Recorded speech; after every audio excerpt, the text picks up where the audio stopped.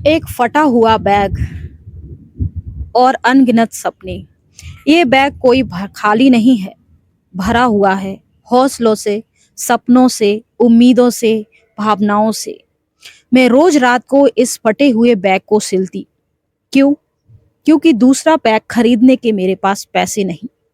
जी हाँ दोस्तों, गांव से निकलकर दिल्ली में सीईओ तक का सफर एक लड़की का कैसे पूरा होता है। चलिए ये मोटिवेशनल स्टोरी हम सुनते हैं। एक गांव की लड़की जिसके पास एक बैग था जिसे वे कई सालों से चला रही थी। सुई में धागा डाल के बार बार उसके छेदों को सिलती हुई जा रही थी। वो उस बैग के छेद नहीं सिल रही थी, बल्कि अपने सपने भी उसके साथ बुन रही थी कि एक दिन मैं इस बैग को सोने के धागों से सिलाई करूंगी। कैसे होगा, कहाँ से होगा, कोई मदद करने वाला नहीं। गांव की तकियानूशी और गांव की वही घिसी पिटी परंपराओं वाले लोग जो लड़की जात को सिर्फ पैसे वैसे गिनने तक की ही पढ़ाई कराते हैं, उसके बाद उसे चूल्हा चौका ही सिखाते हैं। सरकारी स्कूलों में पढ़ती, जहां 50 रुपए महीना फीस लगती थी, लेकिन ये 50 रुपए भी वो लड़की टाइम से नहीं दे पाती। ये भी वह 3-4 महीने लेट देती। इस पर उसके सर तंज कसते। क्या करोगे इतना पढ़ लिख कर? सिलाई वलाई सीख लो, काम आएगा जिंदगी में। स्कूल में पीछे वाली बेंच पे बैठती। सभी टीचर्स दोस्त स्कूल के थे। वो ताने मारते। 12वीं पास हुई, 10वीं में बहुत अच्छे नंबर आए, लेकिन किसी ने शाबाशी तक नहीं दी। ऊपर से ताने मारे, लड़की जात हो, तुम्हारे नंबर या पढ़ाई लिखाई नहीं देखी जाएगी। दान में तो, दहेज में तो पैसे ही देने पड़ेंगे। शादी के, घर के कुछ काम का सीख लो। तब पहली बार पता चला कि लड़की का हुनर नहीं, टैलेंट नहीं, उसके नंबर नहीं, बैंक बैलेंस की इज्जत होती है। तभी सोच लिया कि अब तो कुछ करना ही पड़ेगा। लड़की बहुत सारे सपने लेकर अपना फटा हुआ बैग उठाती है और अपनी गांव की जगह को छोड़ते हुए एक चली जाती है सपनों के शहर दिल्ली में। वहां एक रूम छोटा सा, 10 बाई 10 का, 3 लड़कियां रूम पार्टनर। बिस्तर लगा है, चूहे चहचहा रहे हैं, चारों तरफ गंदगी है।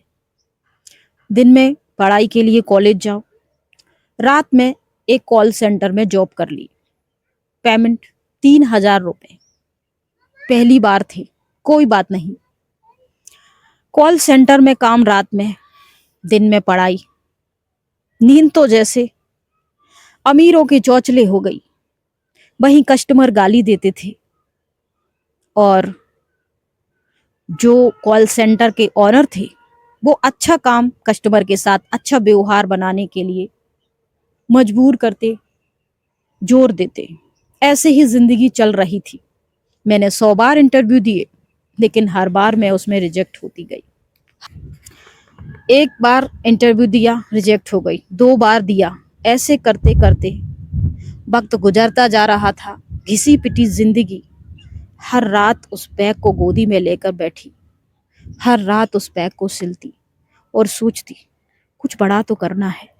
लेकिन कोई प्लानिंग नहीं थी, कुछ आसपास नहीं था, कुछ नहीं था। फिर भी सपने थे मेरे पास। 99 बार रिजेक्ट हो गई। क्यों? क्योंकि गांव की लड़की है, सरकारी स्कूल से पढ़ी है, इंग्लिश नहीं आती, कैसी रहती है, कैसी दिखती है, कोई पर्सनालिटी नहीं है, बॉडी लैंग्वेज नहीं है। तमाम प्रकार के ताने। 100वीं बार एक स्टार्टअप में नौकरी मिली, वो भी बिना सैलरी की। जी हाँ, कोई सैलरी नहीं, बस साफ सफाई करो, फाइलें एक टेबल से दूसरे टेबल पे रखो, मशीनें हैं उनकी रेख देख करो, यही सारा काम था। पर थोड़ी खुशी, थोड़ी उम्मीद थी कि चलो कोई तो काम है मेरे पास। इन सब कामों के साथ साथ मैं कुछ सीख भी रही थी, चुपचाप चुपचाप। जैसे कंप्यूटर में प्रोग्रामिंग करना, प्रेजेंटेशन तैयार करना, अकाउंट बनाना। ये सारी चीजें मैं इधर उधर से चुपके से सीख रही थी, एब्जॉर्ब कर रही थी। सीखते सीखते मैं अपने आप में कॉन्फिडेंस होने लगी। वक्त गुजरता गया। मेरी कंपनी के ऑनर का प्रेजेंटेशन था, किसी कारणवश खराब हो गया। उनके साथ 20 लाख की डील होने वाली थी किसी कंपनी की, जो उनके हाथ से जा रही थी।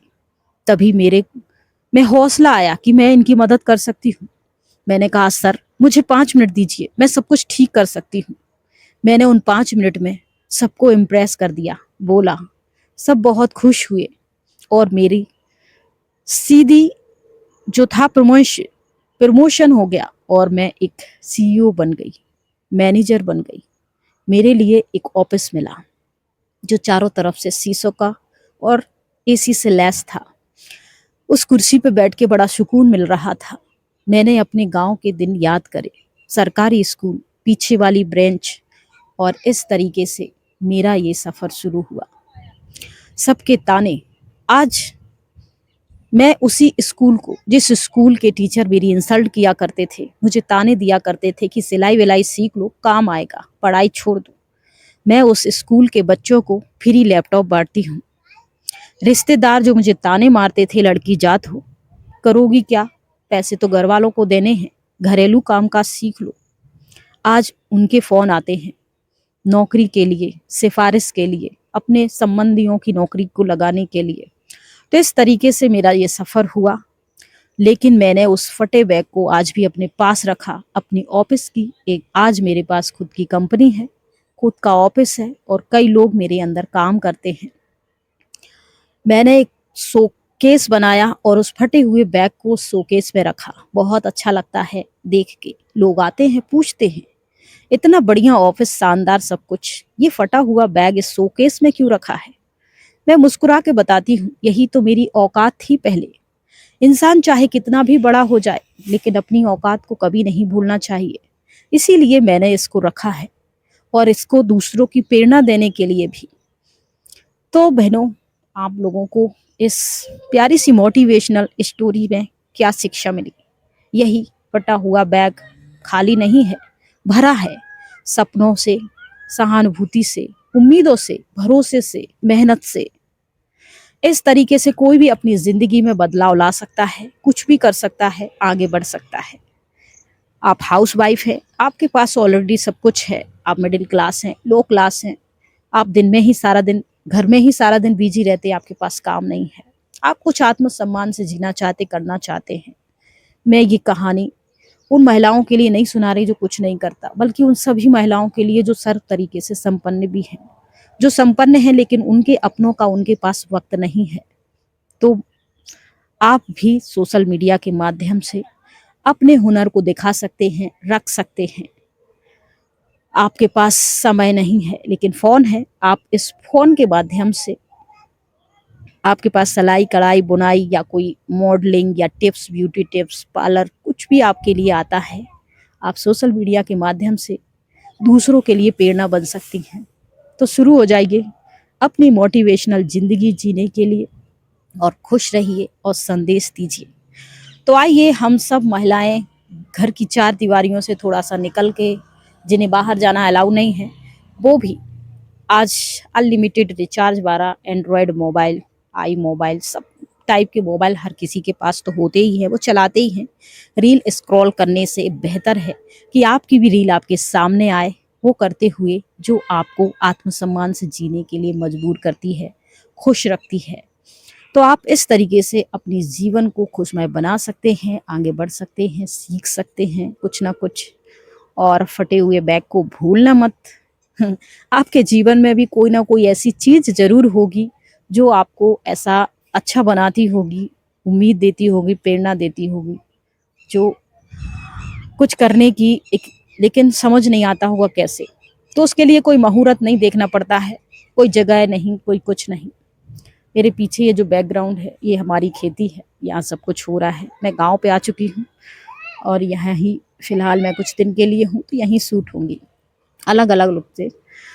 तो आप लोगों से मिलके बहुत अच्छा लगता है। और ये कहानी आपको कैसी लगी, भावुक की, या कहानी का कौन सा पार्ट आपको अच्छा लगा, या आप इसके लिए कोई सजेशन देना चाहते हैं, तो कमेंट में ज़रूर लिख दीजिए। और वीडियो अच्छी लगती है, कहानी अच्छी लगती है तो लाइक कर दीजिए, अपने दोस्तों के साथ शेयर कर दीजिए। अपना ध्यान रखिए, अपनों का ध्यान रखिए। जय हिंद, जय भारत।